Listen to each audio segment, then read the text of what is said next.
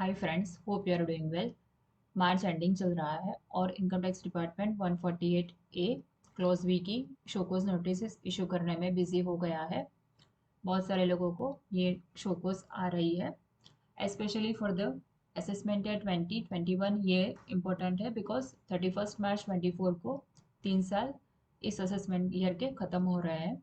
सो जिस केस में escapement less than 50 lakh है, वहाँ ये 31 मार्च थ्रेशोल्ड है, उसके बाद डिपार्टमेंट इशू नहीं कर सकता है। जो 50 लाख से ज़्यादा अगर एस्केपमेंट है तो 10 साल तक कर सकता है, जैसे कि न्यू रिजिम में प्रोविजंस है। सो ऐसे शोकोस के हम रिप्लाई कैसे दे सकते हैं, इस वीडियो में देखते हैं। मेरे पास ऐसी एक नोटिस आई है। इसमें यहाँ एसएससी ने गलती कर दी कि कोई इनकम नहीं है उसकी, बीइंग प्रोप्राइटर, और प्रॉपर्टी परचेज कर दी और रिटर्न फाइल नहीं किया है। इंडिविजुअल के केस में अगर आपकी जो बेसिक एग्जेम्पशन लिमिट की थ्रेशोल्ड से इनकम कम है, then you are not required to file return of income. So, following the information has been received in accordance with the risk management strategy formulated by board under RMS non-filer data for the assessment year 2021. SFT 12 से यहाँ SSC को पकड़ा गया है कि जो सब registered ने एसएफटी फाइल किया होगा उसमें उन्होंने प्रॉपर्टी परचेज के ट्रांजेक्शन को यहाँ फ्लैग किया है. Considering the fact that return of income for the AY has not been filed, the source of investment amounting to rupees so and so has remained unexplained. Therefore, it is construed that there is information in the possession of the undersigned which suggests that income chargeable to tax amounting to rupees for the year under consideration has escaped the assessment. Therefore, you are requested to show cause as to why notice under 148 should not be issued on you on the basis of above information. अब ये purchase जो property purchase करते हैं, अगर आप कोई भी ITR देख लो, आईटीआर 1 से लेके आईटीआर 7 तक, कहीं भी प्रॉपर्टी परचेज की जो इंफॉर्मेशन है हमें फ्लैग करनी नहीं होती है। सिर्फ उन जो केस है जहाँ टोटल टैक्सेबल इनकम 50 लाख से ज़्यादा है, वहाँ ही एसएससी को अपनी पर्सनल प्रॉपर्टी को मेंशन करना होता है। एक्सेप्ट उस केस के अलावा कोई भी केस में अगर आपने कोई भी property during the year purchase की, हाँ सेल की है तो कैपिटल गेन आपका बनेगा, पर अगर आपने परचेज की है तो कहीं भी आपको मेंशन करनी नहीं है।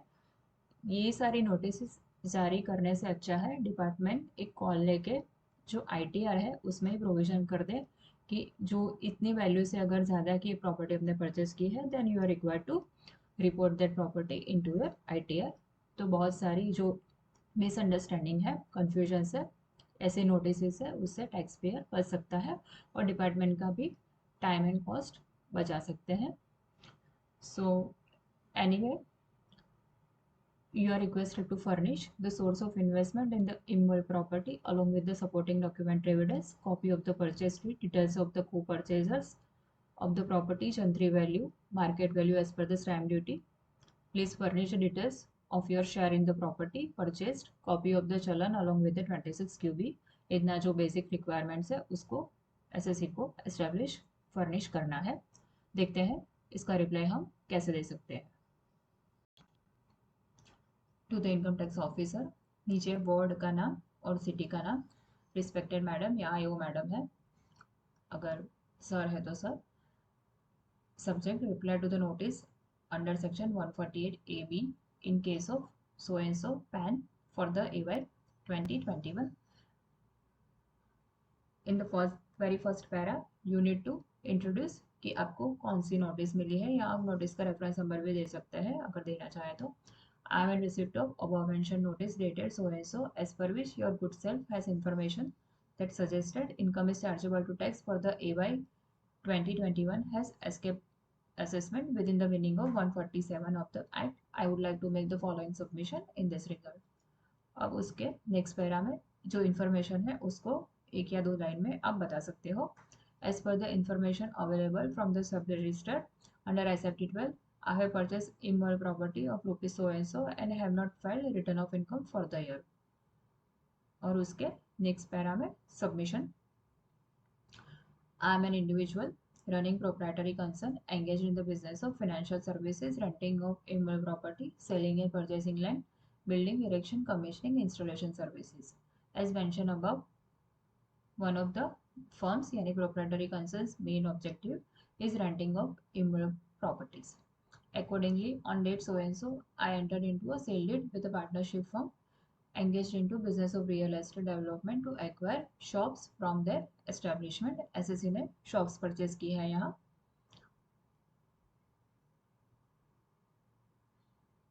The total purchase consideration of the shops is rupees so and so, and the gentry value of the shop is the same as sale deed.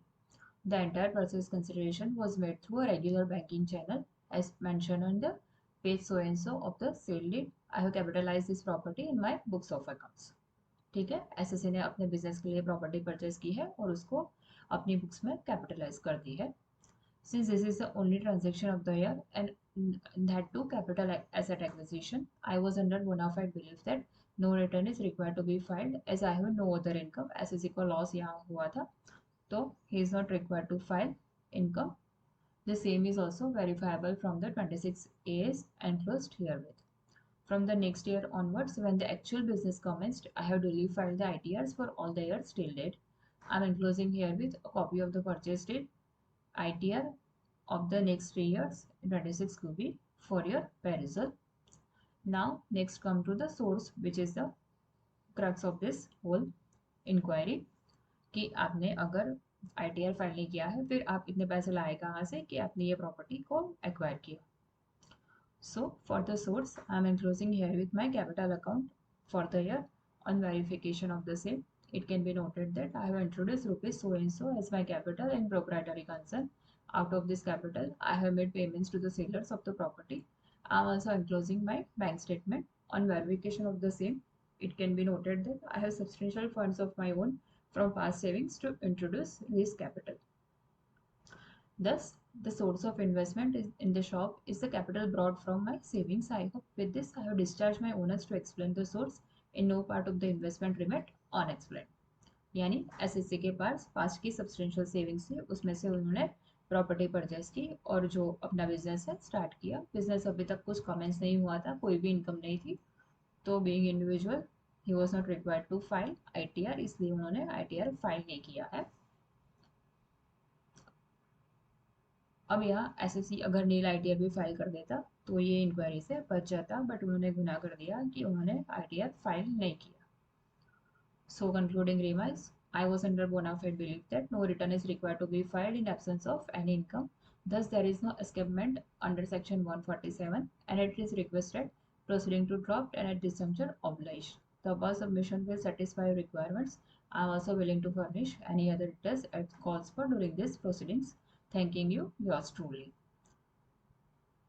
So, कोई भी अगर अनएक्सप्लेन्ड इन्वेस्टमेंट, अनएक्सप्लेन्ड अगर मनी है तो जो सोर्स का explanation है वो आपको बोनाफाइड आपके पास होना चाहिए, अदरवाइज रीओपनिंग का केस बनेगा और फिर उसमें वापस आपको सोर्स को एक्सप्लेन करना पड़ेगा. और डिपार्टमेंट अगर आपकी एक्सप्लेनेशन से सेटिस्फाई नहीं हुआ तो उतना एडिशन कर देगा. और जो 68, 69 में एडिशन होता है उस पर टैक्स रेट 60% है 115 में. सो आपको बहुत ही उसकी ह्यूज टैक्स इम्पैक्ट हो सकती है.